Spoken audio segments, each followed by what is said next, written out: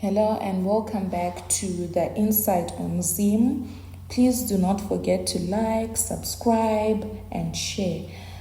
Today we'll be giving you an insight on the recent appointment of Cde Nyokayemabhunu in the Zanu-PF Central Committee.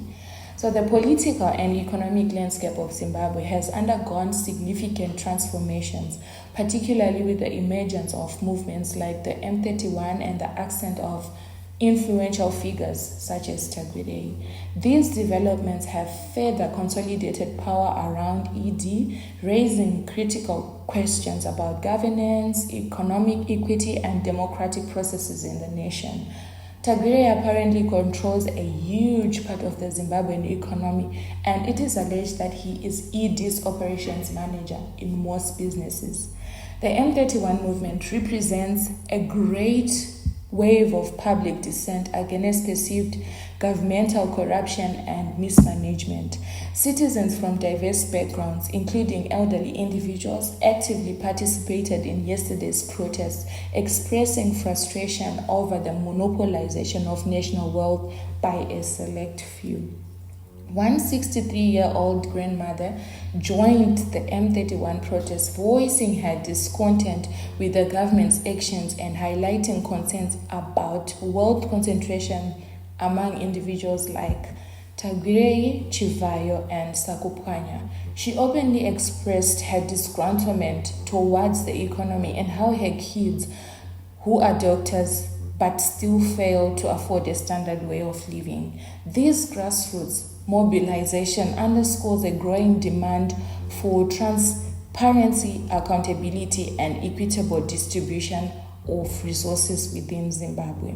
Cde Nyokayemabhunu, who is a prominent businessman with substantial interests in fuel, mining, and agriculture, has been a central figure in Zimbabwe's economic sphere.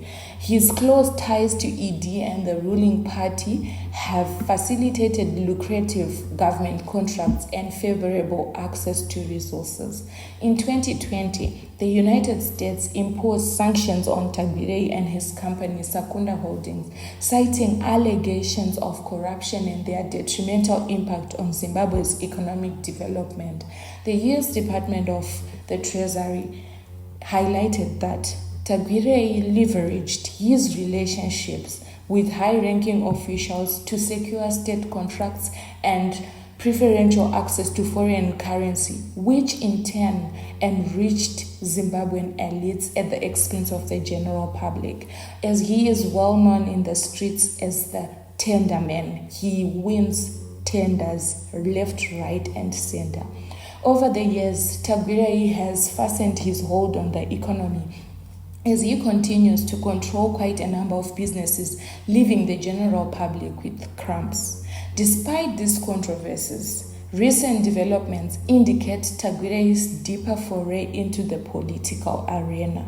So yesterday, the 31st of March 2025, the Zanu-PF Harare Provincial Coordinating Committee unanimously recommended the co-option of the businessman and philanthropist Comrade Cde Nyokayemabhunu into the Central Committee of the party, which signals a potential shift in the political dynamics of the region. This move sparked debates about the intertwining of business interests with political power and the implications that Mnangagwa could be silently placing TAGWIREI where he wants him to be. One cannot disappoint his appointer.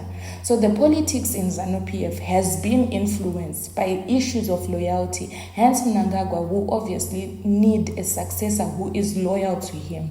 This is against the recent factions in the party, which led to the rise of Geza.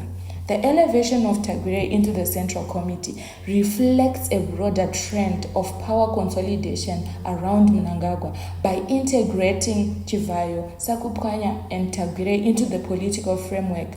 Mnangagwa appears to be fortifying his control over both the economic and political spheres of the country. This strategy not only secures his loyalty from key economic players, but also potentially stifles opposition by co-opting a potential crisis, which will be worse than the crisis that Zimbabwe is already in. This concentration of power undermines democratic principles and exacerbates issues of corruption and nepotism. The alignment of substantial economic resources with political authority will continue to lead Zimbabwe to policies that favor elite interests over those of the general population, further entrenching inequality and hindering inclusive development. This is said as the Zimbabwean citizens will continue to suffer while the elite extravagantly spend and continue to post the evidence of soft life on social media. The general population of Zimbabwe is made up of unemployed graduates, some with masters, but have long resorted to vending because there are no jobs, as the unemployment rate of Zimbabwe is seated at 95%. There is a popular chant in the streets of Zimbabwe that says, "Munu